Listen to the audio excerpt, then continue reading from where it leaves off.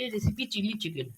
কড়াতে হোয়াইট ফরচুনের তেল দিচ্ছি এবং তার মধ্যে চিকেনের বোনলেস চিকেনগুলো আমি হচ্ছে যে ভিনিগারে ভিজিয়ে রেখেছিলাম।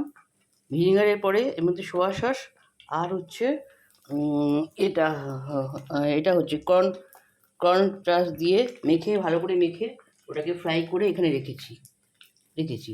এবার কড়াতে আমি দেবো হচ্ছে রসুন থেতে করা রসুন দেবো এবং তারপরে রসুনের উপর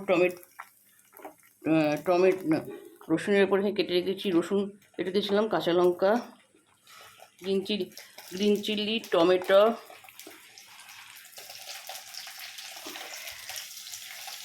পেঁয়াজ আর হচ্ছে ক্যাপসিকাম এবং টেস্ট অনুযায়ী দেবো সল্ট আর হচ্ছে আদা বাটা। এই দিয়ে আজকে চিলি চিকেনের রেসিপি হবে।